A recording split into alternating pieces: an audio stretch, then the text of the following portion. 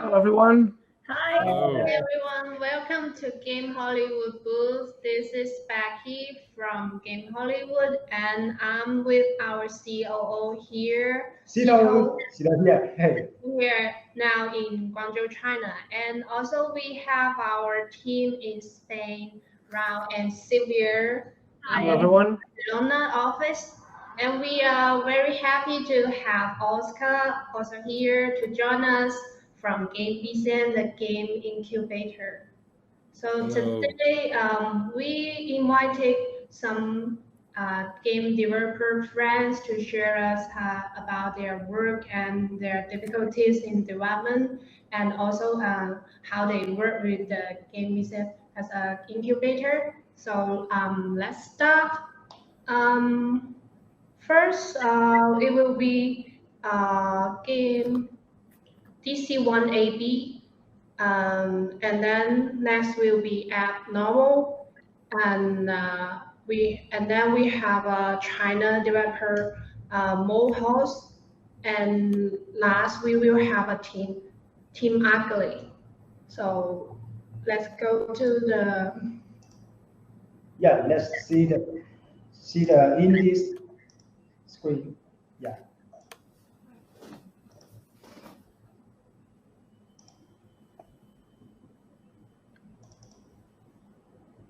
Oh, cool. Hey everyone, my name is Eugene, and I'm from a company called DC1AB. And today I'd like to talk to you about the issues that we had developing Dominus, and basically the process that we go about, working with an incubator and finding publishers. So first of all, let me tell you a little bit about the game, because I think that will give you kind of more color about the problems that we're facing, because we have a kind of unique set of problems in our case.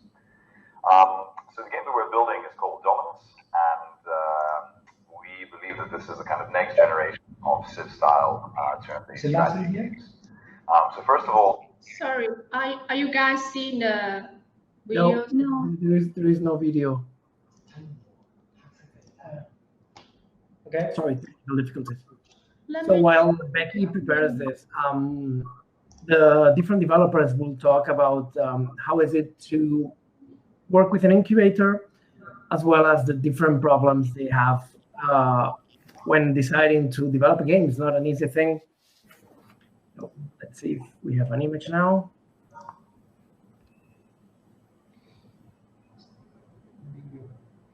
Hey everyone, my name is Eugene, and I'm from a company called DC1AB. And today I'd like to talk to you about the issues that we had developing Dominus, and basically the process that we go about, working with an incubator and finding publishers.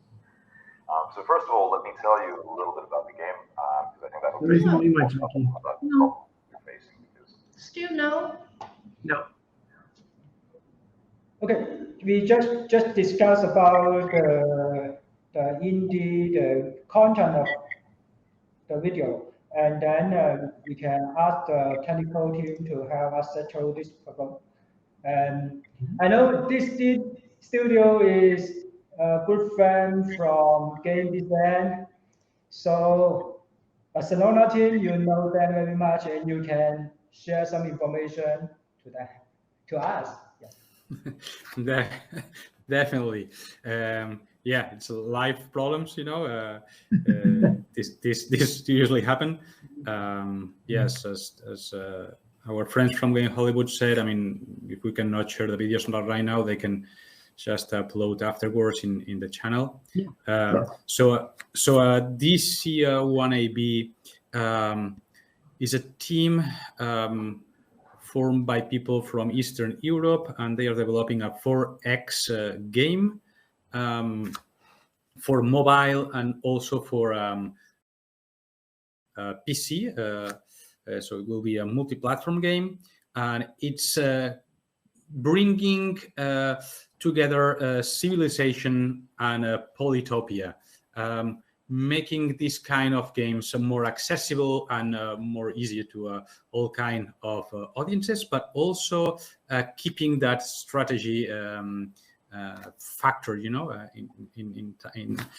the game. So Yeah, that's a little bit quick summary of what these guys are doing. Yeah, they in the video they shared a little bit of their key points of doing a next generation strategy game. Like for example, they say how having an early feedback is very important. How they actually change the synchronous versus asynchronous part of the game due to early feedback from a publisher actually, and from Game VCN, and how they decided to reduce the daily gameplay from 20 to 40 minutes in order to attract new players to the game instead of an hour and a half, which helps with the asynchronous part of the game. So their main take on the video was to get as much feedback as soon as you can. They try to keep the game close to their chest at the beginning, and that didn't quite work because when they get the external feedback, then they had to change many things. I remember they also talk about, of course, joining the game hub, which in their case was very useful, as I said, to change the synchronous to asynchronous, thanks to one of you in the team. And they learned how the early testing will help develop the game better and make it more playable for players. So in your experience with this team, what did you like about the game? What called you more to it? Well, I mean, that's just my personal opinion. Yeah, of course. But I love strategy games. But for example, I've never been a fan of Civilization, Sid Meier's Civilization, because I found it like really, really long. Very, very slow, and I'm more that kind of players that go on action. Like more often. So I also tested. I mean, I wasn't that in that kind of games, but I also tested Polytopia, which is a mobile game, and the approach was whoa. I really like it because I mean it was like more fast paced, but it's still lacking a lot of flow in my opinion and easiness to more casual players, so players who don't like to spend like half an hour or an hour, planning a strategy. So this is the first what I like it the most. I think the idea of having the synchro multiplayer give it is a challenge, because you need to preview the next steps of your opponents. So that gives some interesting twist to the game. And of course we have video back. Let's see if it works. Becky, can you try if it works now? Well, we could see it, but I don't know if we could hear it. Okay. Yeah. Good news is that the video is back, and then we can keep sharing the video from the Indies. Okay. Please go ahead. Go ahead. And I remind each audience we will upload the full version later after the live. So don't worry, we can promise you can read all of the version. Yeah. Okay. So this is another indie, right? I'd like to talk to you about the issues that we had developing Dominus and basically the process that we go about, working with an incubator and finding publishers. So first of all, let me tell you a little bit about the game, because I think that will give you kind of more color about the problems that we're facing, because we have a kind of unique set of problems in our case. So the game that we're building is called Dominus, and we believe that this is a kind of next generation of Civ-style turn-based strategy games. So first of all, it is PC and mobile fully cross-play game, which is something quite unique to the turn-based strategy genre. So you can basically have the same experience on mobile and on PC. We're shooting for reducing the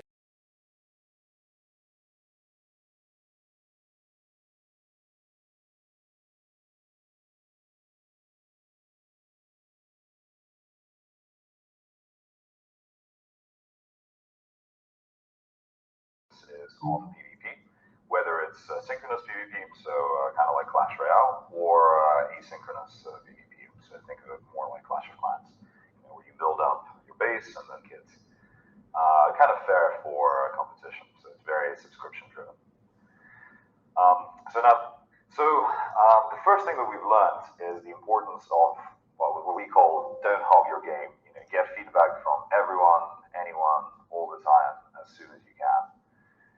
So basically, showing the game to him, let's say 6 months earlier, would have saved us so much time, because that basically cardinally changed our direction and really made us think, yes, actually, like the single player part is super important, but we need some sort of asynchronous part to keep the players engaged, and then the synchronous parts can actually come right at the end. So another thing that really helped us was getting a dedicated group of fans. So we pulled them from Discord, from Reddit, basically anywhere we can, and those guys kind of help to keep us honest. So whenever we have any ideas or disputes, or whenever we release a new build, we always run it past our core fan base first, and they give us a bit of an honest opinion. And it's always important to have a fresh eye, because when you get bogged down so much in the development, you kind of fail to see the big picture. So it helps to bring in new eyes, whether it's players or somebody out of the team to kind of step out for a little bit. Of course, putting in funnel analytics helps to again keep you kind of on track and honest about your design decisions. So as soon as, especially if this is the case for FTV and core balancing, we like to always run a few users that we get from Facebook into the game, and basically make sure that whenever we put in a new feature or something like that, our assumptions are working correctly and the hypothesis is held up. So we actually pair funnel analytics with a tool called SmartLook that allows us to record screen grabs. And of course, this is where having an advisor from an incubator that has all this experience, really helps. And I'll talk a little bit more about this later. But for us, basically having access to these experts and having their time, and like them having feedback for us, like that was probably one of the best things that came out of our incubator experience with Game BCM. So the more detail you can work out, the sooner, the more likely your plan to stay, as it is, rather than have to build out a feature to realize that it doesn't actually work with some feature that you then think of later, but you didn't realize that they would gel together. So and trying to turn your game into testable modules, so that basically you can essentially have like the core game you release, test it with players, either your internal players or external players that you get from advertising networks, and then you bump on another module to that. Let's say it's the FTV, another module which is the meta. This is basically how our testing and game design flow works. Things we wish we knew about publishers. I think for us, because we come from the mobile publishing side of things, on the mobile, it's fairly clear. So it's basically, do you have access to money, users, and support in terms of marketing, branding, in terms of even things like localizations, and do you have access, relationships with local influencers, publishers, and platforms. So that's for us maybe less important on the mobile side, because we have that experience with, because our game is cross-play PC and mobile. On the PC side of things, we're completely new to the area, and for us, basically, this is what we really want to know about publishers. Do they have the kind of support that we need when it comes to, for example, making a ton of creatives? Do they have a great team of video editors that will help us out? Do they have the relationships, with local networks? And think of China, the local governments. Can they get you that ISBN? Do they have the monetization experts that can, really help to kind of polish your game and help to, basically design games. Especially if you think of regional differences. Like people in China obviously have their preferences when it comes to monetization, and sometimes they gel with people in the West, but not always. So for us, basically, other than the standard, terms of the deal, the thing about publishers is really what they can bring to us, along those lines. All right, so I think my time is out. I hope that made sense, and please let me know if you have any questions. You can, reach out to me on my email, one@dc1ab.com, and I'd be glad to answer them. But to summarize, we've had a fantastic experience with our incubator, Game BCN.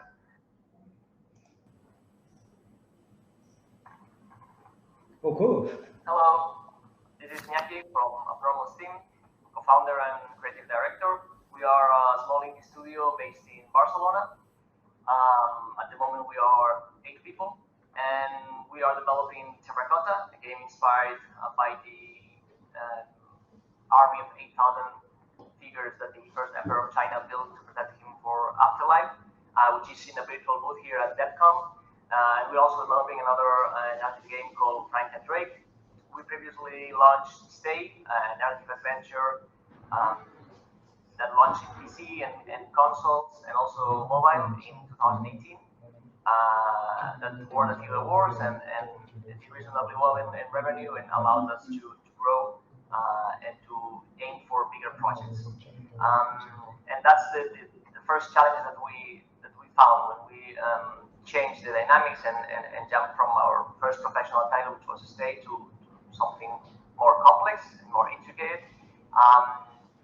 Just managing more people is a challenge in itself, and finding the right cycle and the right flow and the right elements is somehow a challenge. Also, to me, when making games is expensive, right? And most of the games are delayed. It takes a lot of time to build a good product nowadays. And if you don't have a super clear vision of the game that you want to make, which I think is rarely the case, you are going to face natural setbacks, and you will iterate and you will change some foundational aspects of the game, some core mechanics of the game, and you will need to twist and turn until it really works. And that just triggers more development time, and more funds needed, more resources, not everything, no. But it's a process, and in the process you lose money and you spend time, no? And it's a learning curve and it's a learning process. But yeah, that's one of the biggest struggles I would say during development.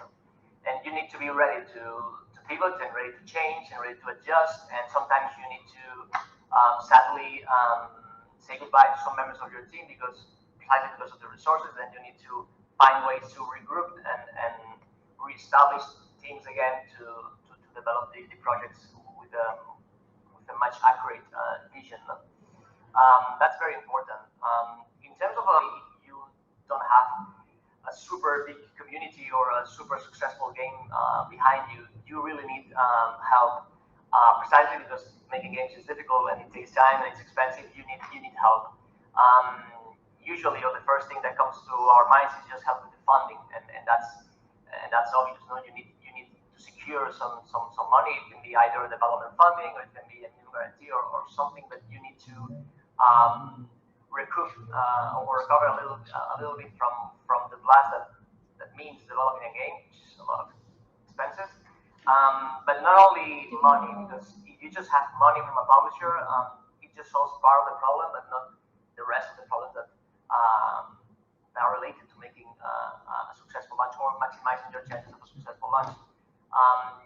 To me, it's very important to have fresh eyes on the game, to have someone or a group of people that you trust that can give you an experienced vision, an experienced feedback, and share your thoughts. Because sometimes little changes and little tweaks make a huge difference in the game. So one of my advices would be to try to find a publisher that you really trust and admire. And one other thing that I would like to mention that to me it's really important for deciding which publisher can help you is just the marketing strategy. The timings, the vision that the publisher has for the game, the window to announce, when the press release should be out, all that stuff, the overall campaign, and how they structure it, and if possible with a proven track record of doing kind of the same thing for other games that are similar to yours or have similarities with yours. That's like a home run, no? Someone that you can trust and someone that really can pull the trigger or can prove you or tell you how to achieve certain goals in terms of wishlist honesty, for instance. No? And in regards to incubators like Game BCN in this case. Obviously, we are a little biased with Game BCN because we were part of Game BCN in the second edition for awareness only. The more you try to push your game, the more you share on social media, the more you try to be around and to make yourself visible, the better for your chances. And that's really something that you cannot control. And it has happened to us, no? Recently, that you try lots of things, you do many things, and eventually everything comes to place in an unexpected manner from other side, no? Or from something that you wouldn't really anticipate, but it's just because you have been moving yourself and maximizing all the opportunities as much as possible. And that takes time, and that's an effort, and it's like an ongoing task that you need to do. And it's really crucial to have the best possible shot for your game in that. Oscar, remind you, we really love the abnormal when we next time go to Barcelona. Remember, organize art meeting. Yeah, this perfect game, and then because we have some technical problems, so maybe I'm afraid the further in the video, maybe we can't play the full version in the live. But don't worry, we can review the full live after after the live. Yeah, this is still the. Team Agile is still cooperate with the game design, and let's listen the voice from the ED. Yeah, this is Rita Fortuny from Team Agile. Hello, I am Rita Fortuny. I am a member of Team Agile. Team Agile is Gerard Singerlin as the game designer and main artist, also Jaime Vicente as the technical artist.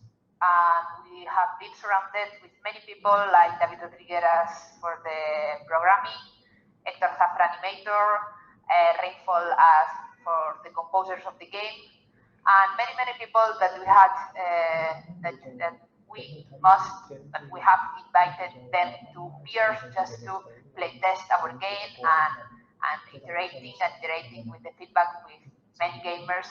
And I think this is one of the most important stones for the game, the most important pillars for a game. I think it's like you have to test feedback from I'm talking about the feedback from Game BCN, for the partners of Game BCN, people from the industry with a lot of years invested on that, and a lot of publishers that Game BCN brings the opportunity to know them and to communicate with them and knowing how to show your product and how to lead and direct and the way you talk about the game. We have been incubated there the last year. We learned a lot. I think maybe I can recap two main concerns while developing or starting in a startup, because at last this is a startup. I think one of the most important things are the team building and the soft skills you have or the team have that makes a good product, because if you don't feel fine and you don't have how to communicate with each other, the game it hardly is going to finish. This is an important thing. Well, I think these are the bad issues or risky issues about making a video game, but also if you have the lucky or not the lucky, just your effort put on a video game. I think GameBCN helps us a lot about giving us some energy and giving us some good network that helps us solving like technical issues and knowing the good way of communicating with a publisher, because it's different. It's very different how you communicate a game with a publisher or with a friend or on a conference. So the way to communicate that, and also the way to work agile and agile methodologies and others are a good little fire that KPCN put on you, and after that you have to work alone. Well, with that good surround things, but at least KPCN is not going to make the game for you, because at last you have to put a lot of effort, a lot of sweat and blood to make your dream, your passion, your way to work. And I think KPCN is not just helping on how to communicate or how to develop a specific issue, technical issue in the game. And about our video game, if you are curious about that, our video game is called Ugly. Ugly is a puzzle platformer. You are a prince, and you have a mirror. You are look the irony of this little guy. We called him Ugly, because he is the ugliest prince of his land, and look the irony that he's using a mirror to swap her reflection on the other side. You have to swap with your reflection and to access to hidden parts of a palace where you're confined and defeat all bosses. It's quite risky also, this game, because you are combining a very slow and calm and relaxing gameplay, like solving puzzles in rooms. You are alone in a very moody and dark atmosphere. But we don't forget about the humor. Our main character, Ugly, it's like pathetic, and his animations and his feels are at the same time ironic and humorous. At the other hand, he's very dark and sad, and he's alone, or maybe he's what we think that he is. And then you have to combine this type of gameplay with a very frenetic gameplay, because you are going to defeat bosses. So you are going to use all your learnings on that puzzles, on that cold mental type of playing, with surprising fight modes with that big, huge bosses. So I think it's quite interesting. How don't hesitate to give it a look. And well, I will let you hear with the trailer. Thanks so much.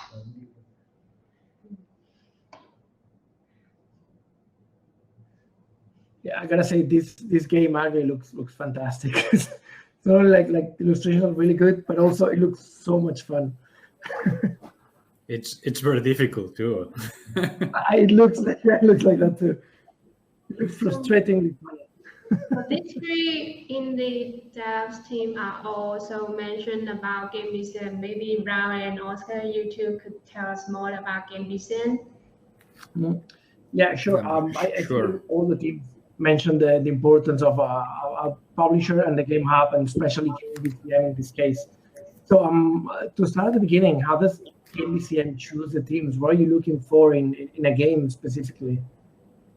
I mean, first of all, let me congratulate you guys for the good job you have done with the trailers, with the videos, because showing also these tips that can be super useful for any indie developer watching them. So that's very good material. So regarding your question, Raul, I mean, we are a mainly public funded program, but we want to also include some industry partners like you, Game Hollywood. It's a pleasure to have you on board, helping indie studios. We do a selection. All partners of the program and all the sponsors of the program are the ones choosing the teams.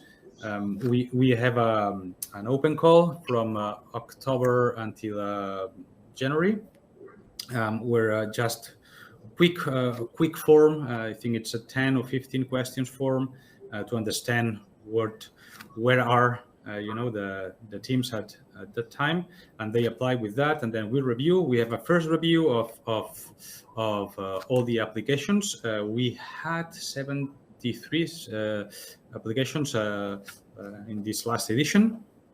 So we easily discard like half of the applicants because they don't meet the necessary requirements.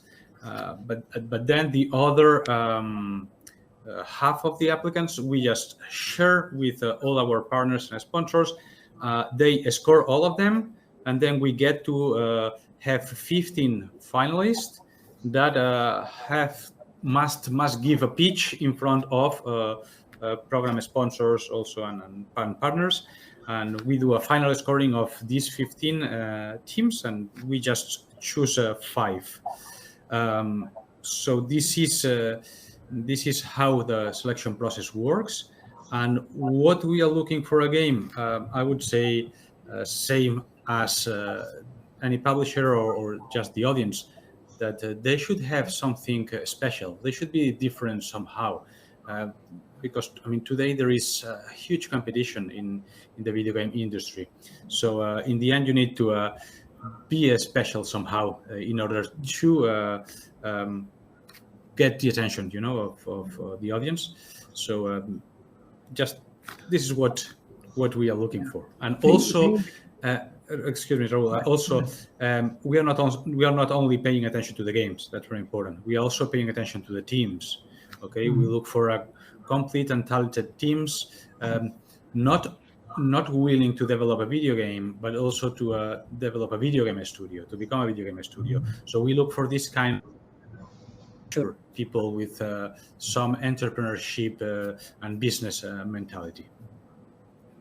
Yes, I was saying that seeing the teams that we've seen in the video, I see the special part you were talking about. Like all the games are different than what you see normally in studios, so they have that spark.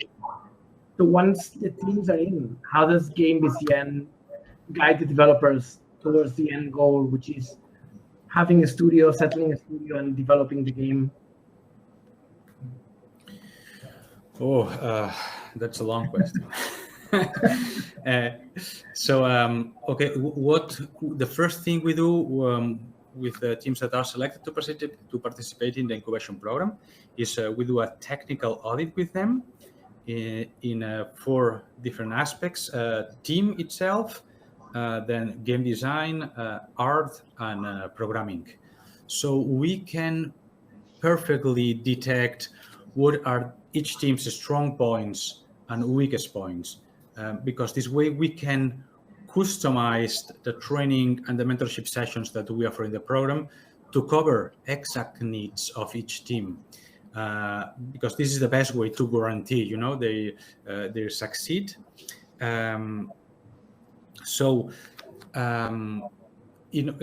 We mainly offer training sessions above all in production and marketing and business, which are the failed subjects by indie studios, because they don't know how to develop a game, but they don't usually know how to do it efficiently, and also because they have a game, but they don't really know how to sell it or how to market it. So we focus our training sessions in these 2 main aspects, and then we assign a mentor to each team to do a monthly follow-up of the game development. And we do this assignment based on the team needs, and weakest point. For example, if we had this team this year willing to develop a very deep narrative game, and they had no one with experience in writing, so we assign a professional writer to this team as a mentor to help them, in a monthly basis. And regarding production, myself as a producer, I help the teams, and we do weekly production follow-up with the teams, training them agile methodologies and helping them, to achieve their milestones week by week, and helping them understanding the agile process of production, and helping them to adapt it pretty well in their production pipeline. And for my last question, which goes step by step, once the game is done, how does, or nearly done, how is this Game VCN, how the developers go forward with the final product? Yeah. So having people like you, Game Hollywood publishers, interested in what is coming out from the program is very helpful for the teams, because in the end, what we want is them to sign a publishing agreement, and get funds and develop the game and launch it with a publisher. So having this network of publishers interested in watching what's coming out from the program, it's the best way that we can help them, just distributing our game portfolio amongst our publishers. Because, I mean, in the end, they look for content, and we can offer curated content, meaning that we have professionalized these teams. They will perform pretty well. They have a business vision, and also we have helped them sometimes, and improving the game itself. So in this sense, I think it's a win-win relationship for Game BCN and for publishers, to get this kind of collaboration. Just, hey, show me what you have, because I may be interested in launching one of your games. That's fantastic. So that's Game BCN, everyone. Back to you, Becky. Okay, so we not just have the voices from our indie developer teams, but also we invited our friend from media, and also we invited Singapore Games Association to share a small. So let's begin. Who is the next one? We will start from the Game United. Okay. Just say. Okay. Now it's nice. Yeah.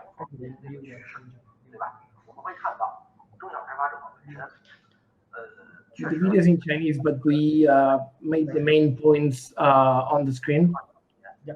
Is it okay now? Okay. Yeah. So let me explain, because Mr. Yu is a famous game industry expert in China, and we invite him to share some opinion for us. But he's in speak Chinese, so I need to explain something. Because I communicate with Mr. Yu, he shared us 2 points. One is the indie and the small studio in China, and it's high competitor and high pressure, because the problem about the financial and the resource. So they need to think about the balance, what they want, or maybe they will lose. And it's not an easy job in China, but indie.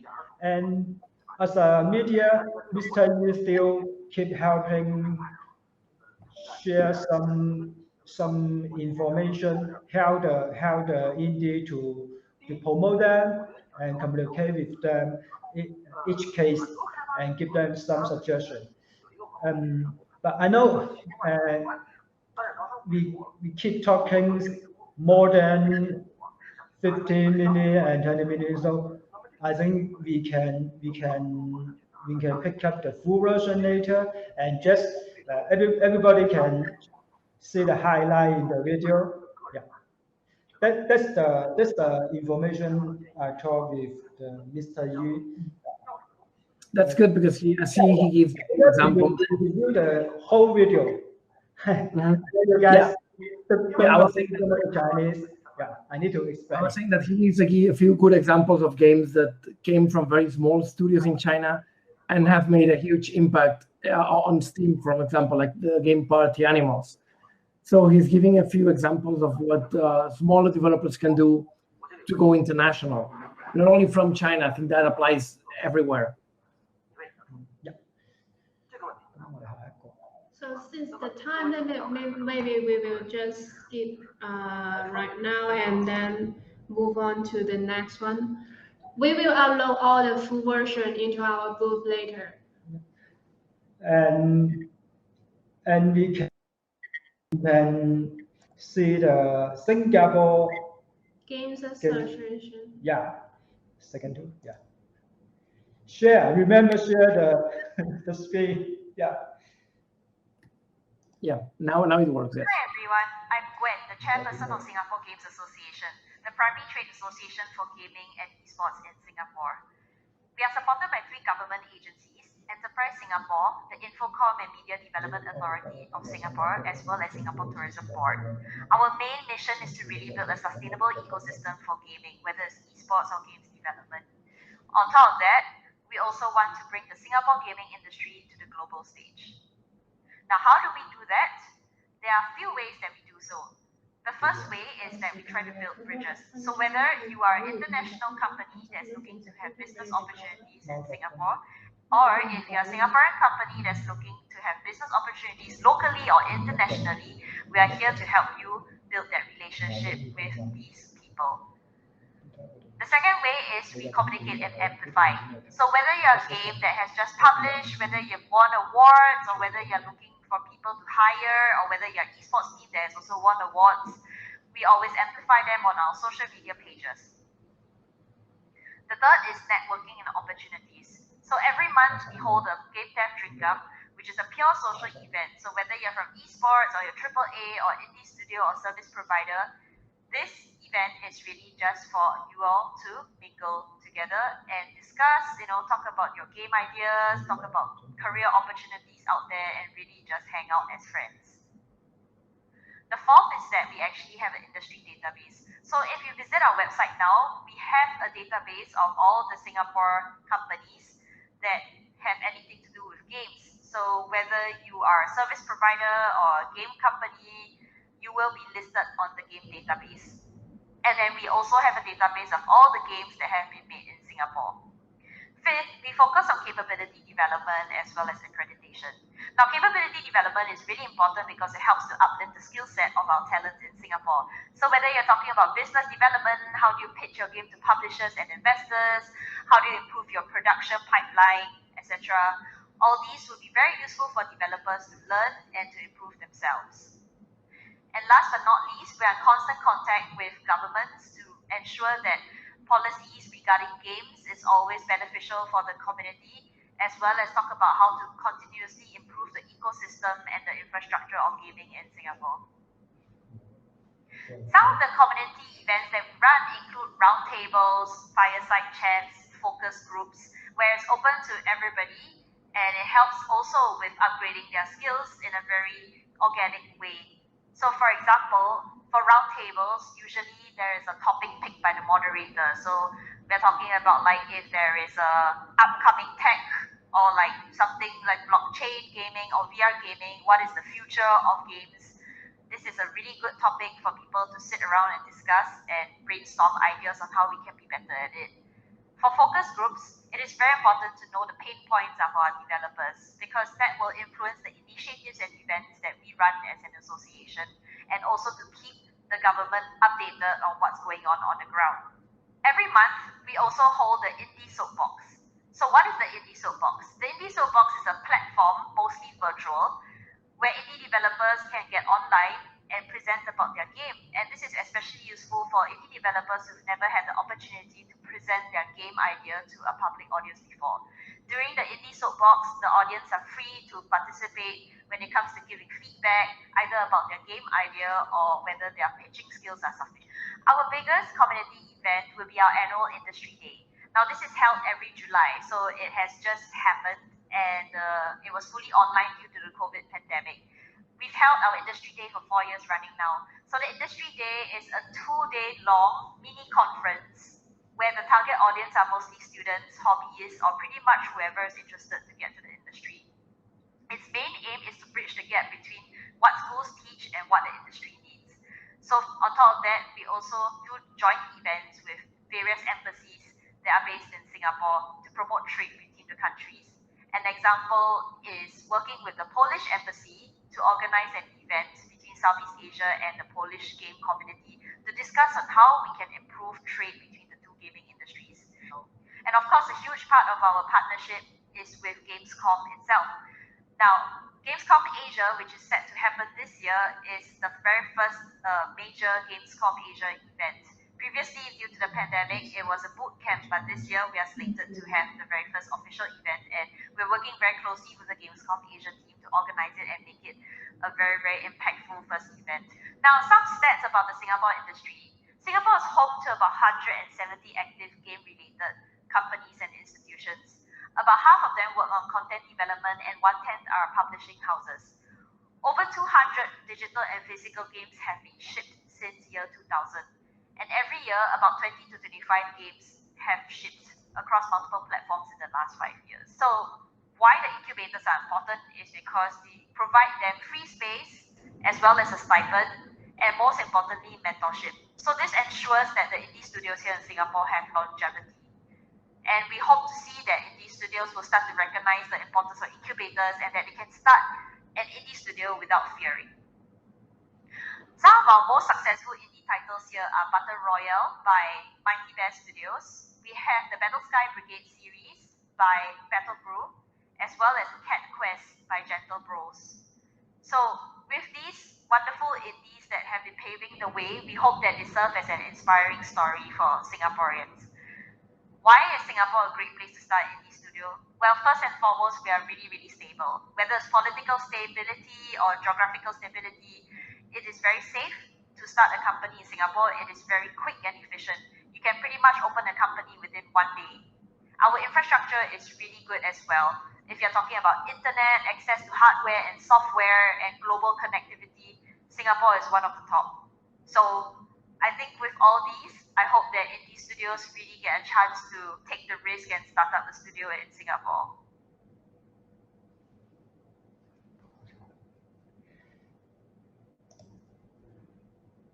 Come back. Yeah. Okay.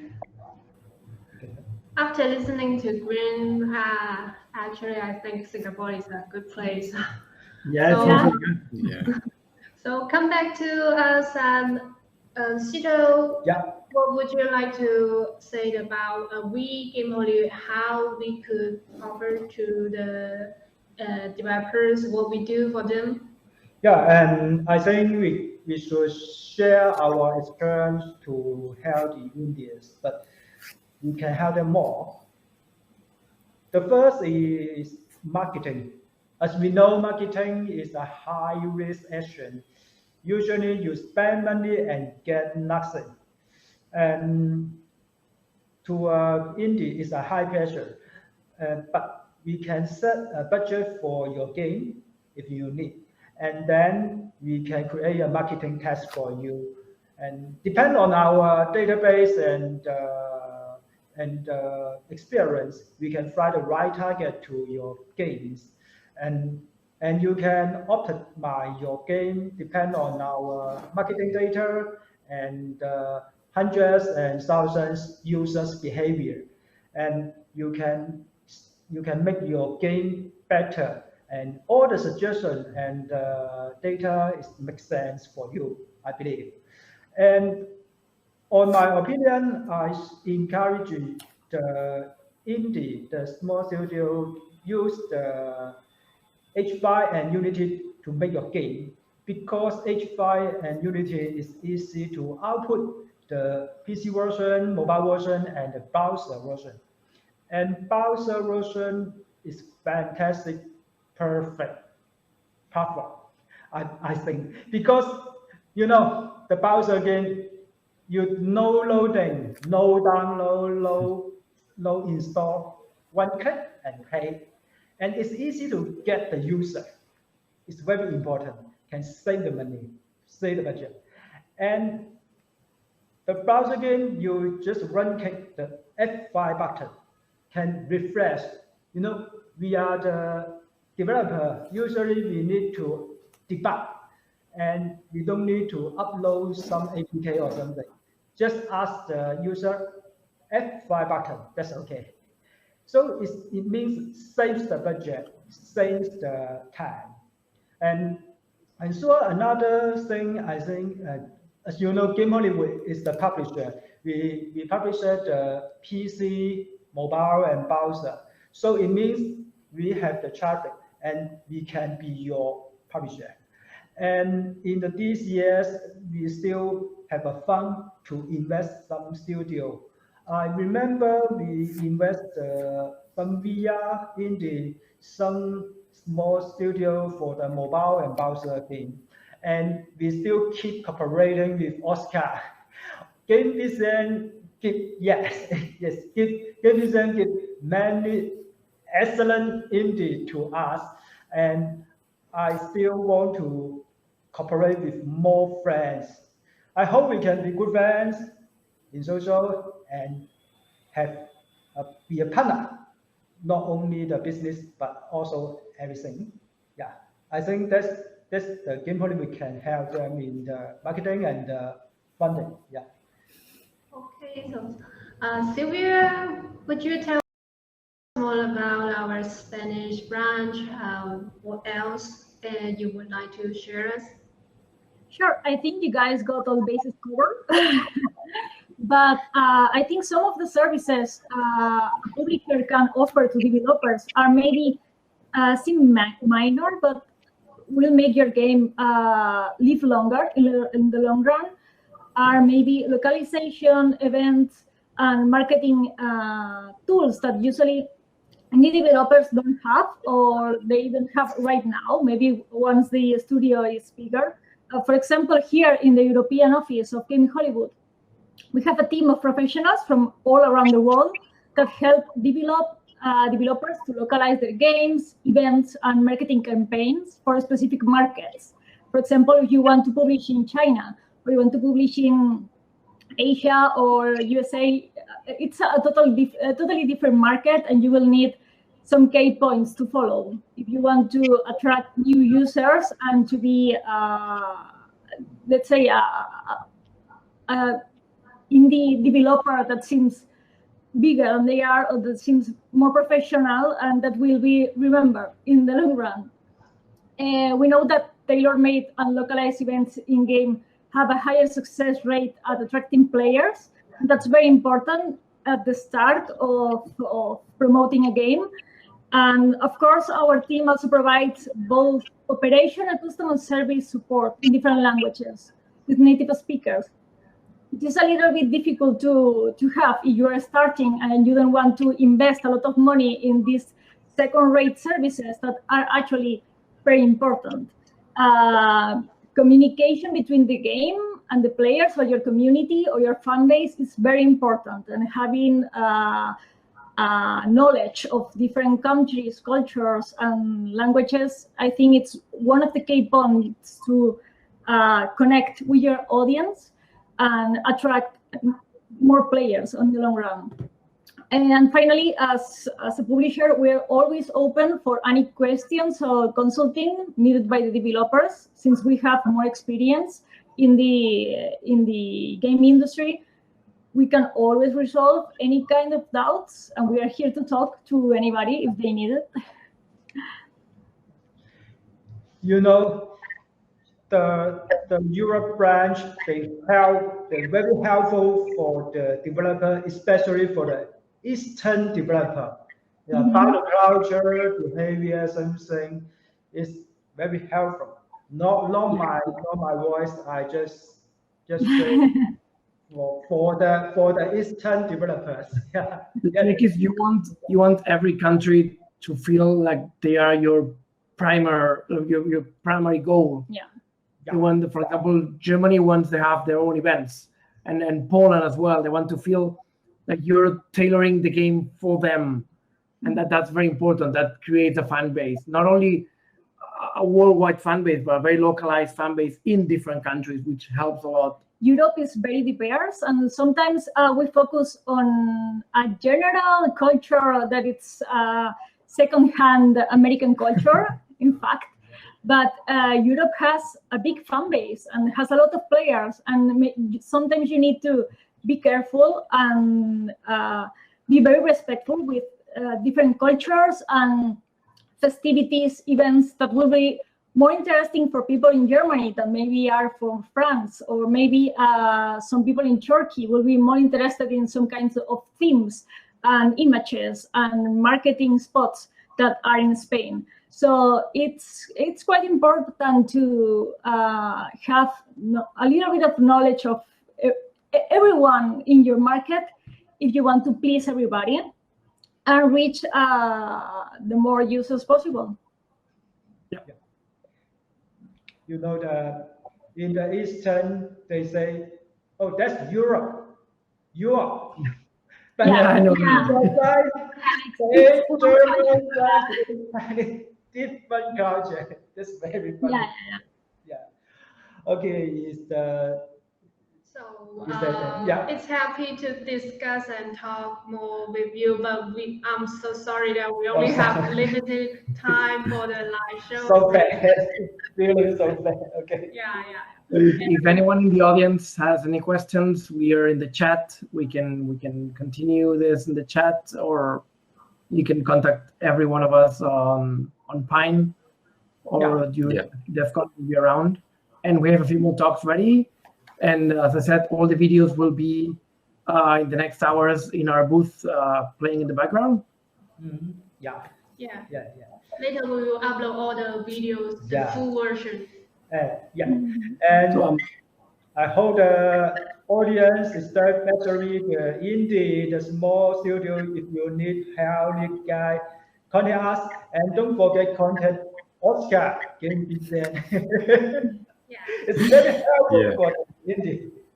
So again, we really thank you, Oscar, for joining us. Thanks you. Yeah. For letting me be part of this. Okay. So everybody, keep health. Take care. Bye. Thank you, everyone. Goodbye. Thank you. See you. Bye.